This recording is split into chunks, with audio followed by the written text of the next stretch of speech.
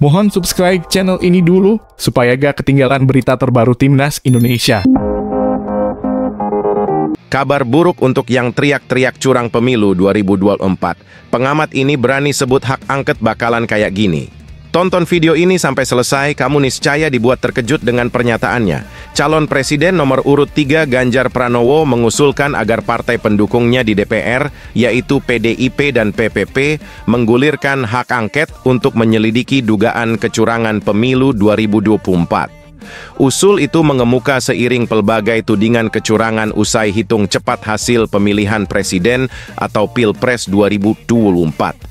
Usul Ganjar itu disikapi secara berbeda oleh pelbagai pihak, termasuk mereka yang menyebutkan hak angket untuk mengusut dugaan kecurangan pemilu akan sulit terlaksana di DPR. Apa alasannya?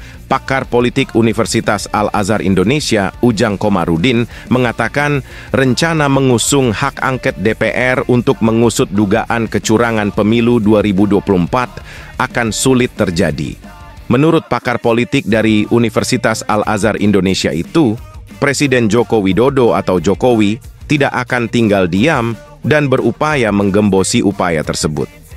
Hak angket ini sulit, akan digembosi. Itu jalur politik, pasti akan dilawan jalur politik juga oleh Jokowi, kata Ujang. Menurut Ujang, langkah Jokowi itu dilatar belakangi oleh keinginan pemerintah ingin dikenang pernah melaksanakan pemilu secara baik dan bagus. Hak angket DPR, kata dia, akan sulit terlaksana selama Jokowi masih memegang pucuk kekuasaan tertinggi. Akan berat kalau Jokowi masih memegang kendali sebagai presiden, ujar dia. Upaya penggembosan itu juga disebut ketika Presiden Jokowi menemui Ketua Umum Partai Nasdem Surya Paloh beberapa pekan lalu. Ujang melihat pertemuan serupa dengan pimpinan partai seperti PKB dan PKS tidak menutup kemungkinan akan terjadi. Nasdem sudah ketemu, bisa saja punya indikasi masuk kabinet Prabowo Gibran, akan kencang di PDIP saja, kata Ujang.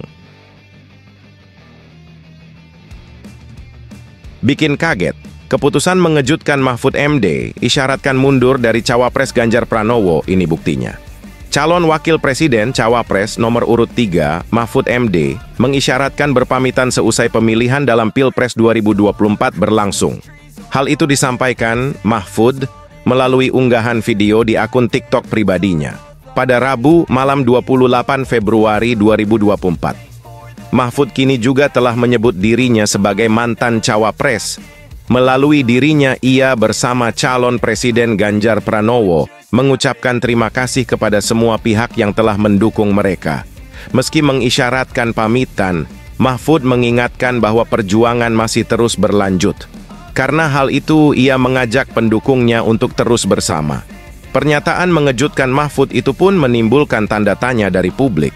Banyak warganet mempertanyakan apa maksud dari pernyataan Mahfud menyebut dirinya sebagai mantan Cawapres, sementara masih menyebut Ganjar Pranowo sebagai calon presiden atau capres. Saya Mahfud MD mantan Cawapres, bersama Capres Ganjar Pranowo mengucapkan terima kasih kepada semua relawan dan semua pegiat medsos yang telah berjuang bersama kami. Jalan perjuangan masih panjang dan pilihan perjuangan masih banyak untuk tetap menjaga cita-cita perjuangan kita. Mari terus bersama, ucap Mahfud MD di akun TikTok pribadinya. Luar biasa, keputusan luar biasa. Prabowo Subianto usai, nanti dilantik jadi presiden jubirnya. Jujur bicara begini, calon Presiden Prabowo Subianto telah mengungkapkan rencananya untuk melibatkan sejumlah mantan presiden dalam pemerintahannya yang akan datang.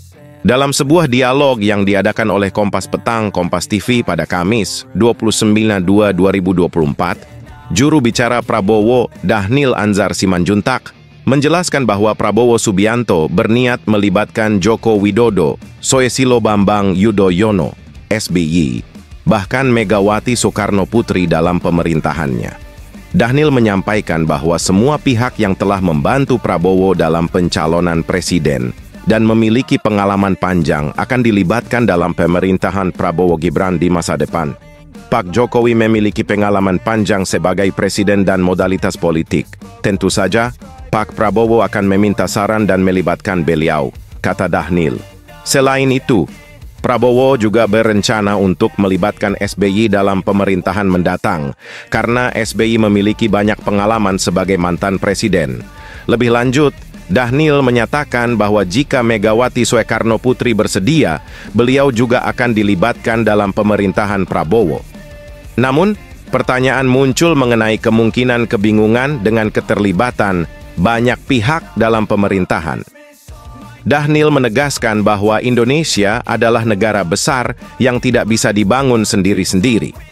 Pak Prabowo ingin membangun Indonesia dengan prinsip gotong royong, dengan memanfaatkan banyak kepala dan isi pikiran yang bersatu untuk menghasilkan kebijakan publik yang berpihak kepada rakyat, ujarnya.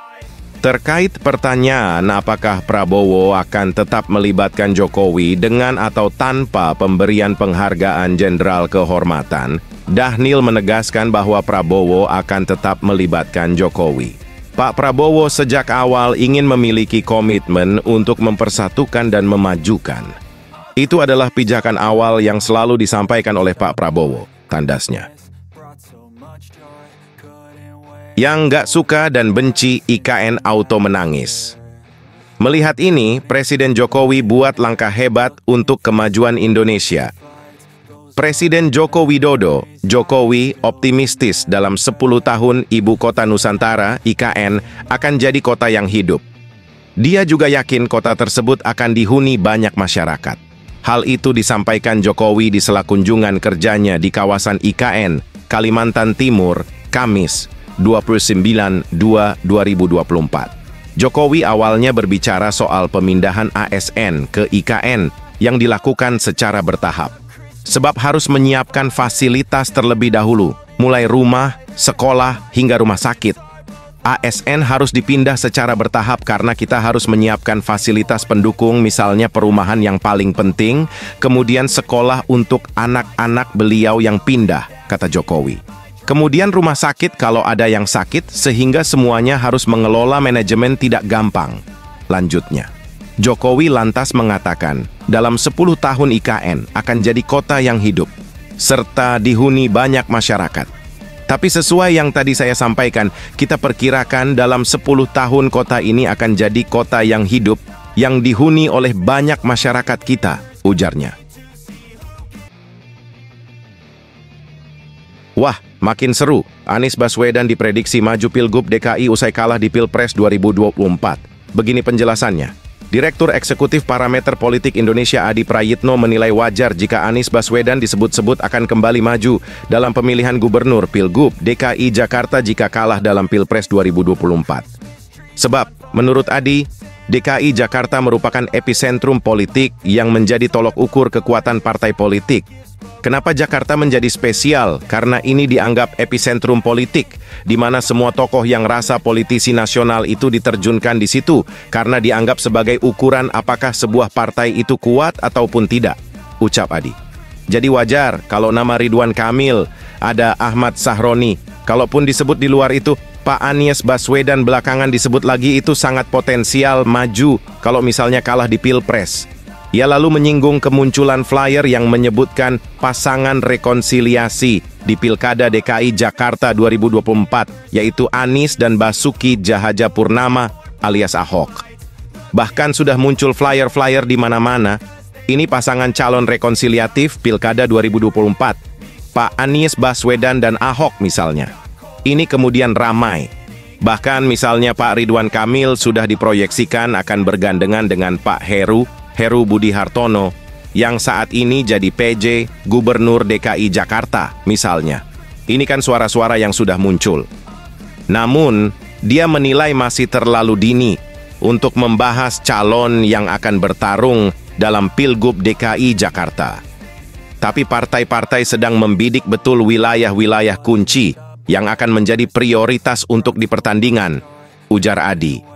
Dilansir wartakotalive.com, Partai Keadilan Sejahtera, PKS, menyatakan tidak mempermasalahkan jika mengusung Anies lagi pada Pilkada DKI Jakarta 2024. Apalagi PKS telah mendukung Anies saat dia menjadi gubernur DKI Jakarta periode 2017-2022 dan saat dia maju dalam Pilpres 2024. Tapi PKS juga tidak menutup kemungkinan akan mencalonkan kadernya sendiri jika ada yang memiliki elektabilitas tinggi dalam survei.